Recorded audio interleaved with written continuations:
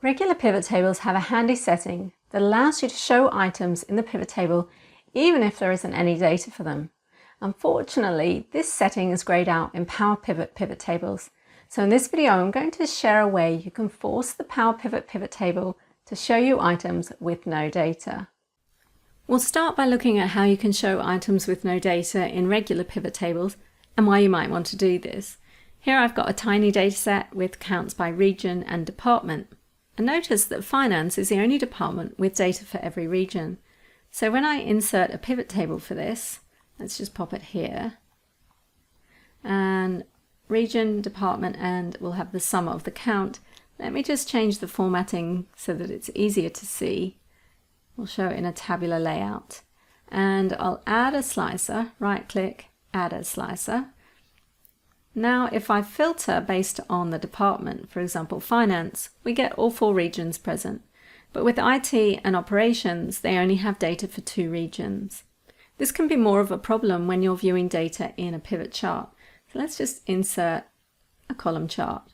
If we look at finance, we get all 4 regions, but IT and operations show quite a different chart because there's only 2 regions for those 2 departments. So how do we fix it? Well, with regular pivot tables, it's super easy. Select the region field, right click, field settings, and then on the layout and print tab, check the box show items with no data. And now we get all 4 regions, so it doesn't matter which department we choose, the horizontal axis of the chart remains the same. However, when I insert a Power Pivot pivot table, it's a little bit different. Let's take a look.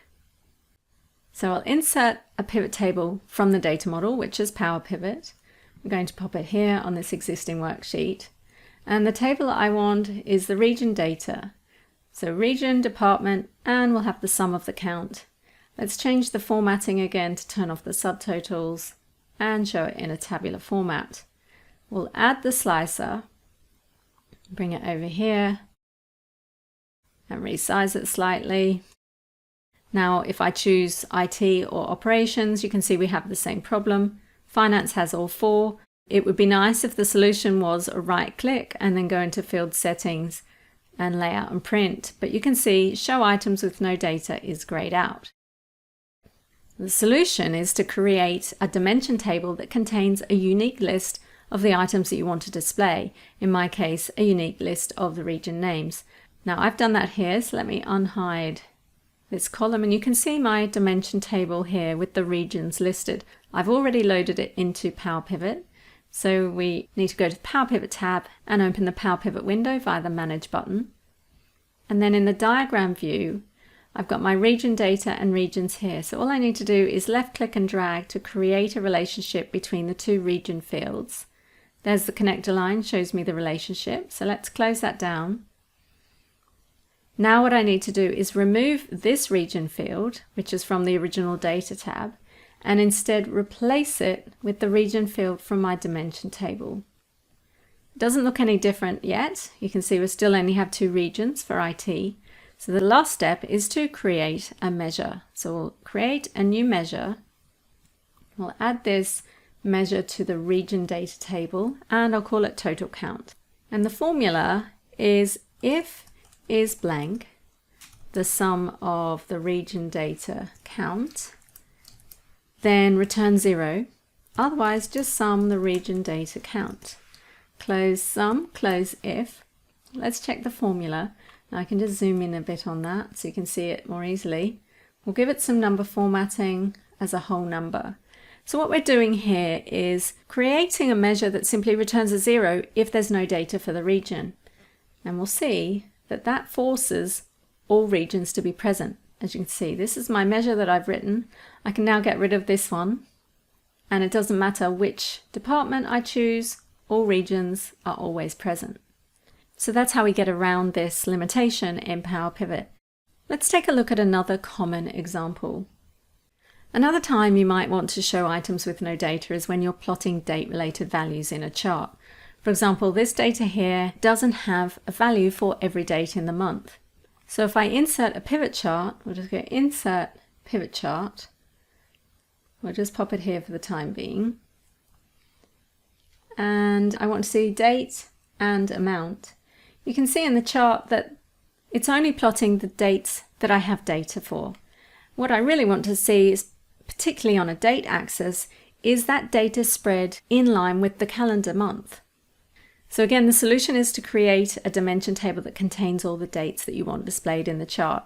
And I've got that list here. I've already loaded it to Power Pivot. So let me delete this and we'll get rid of this and open up the Power Pivot window, because remember, we have to create the relationship. So we go to the diagram view. All I need to do is left click and drag the two date columns to one another. I've now got my relationship between my fact table, my data table, and my calendar dimension table. So we can close Power Pivot. Next, I need to create the measure. So we'll create a new measure. We're going to put this on the data table and call it amount, or AMT for short. I need to differentiate it from this amount column that's in the source data. And it's just like the other one, except instead of 0 this time, I'm going to return a blank. So if is blank sum of the amount, I'm going to return blank with 2 double quotes. Otherwise, sum the amount. We'll just check the formula. Let's give it some formatting and we're done. So now when I insert a pivot table from the data model and pop it in there, this time I want the date from the calendar table. Remember, it has to come from the dimension table. Let's put it down the rows. And then I want my measure that I've written. So you can see it's returned blanks where I have no data. And now when we visualize this in a pivot chart, you can see it's much clearer where the data happened in the calendar period. So you can see, while it's not as easy to show items with no data with Power Pivot as it is with regular pivot tables, the solution is still relatively straightforward. Well, I hope you found these techniques useful. You can download the file for this lesson from the link here. And if you like this video, please give it the thumbs up and subscribe to our channel for more. And why not share it with your friends who might also find it useful. Thanks for watching.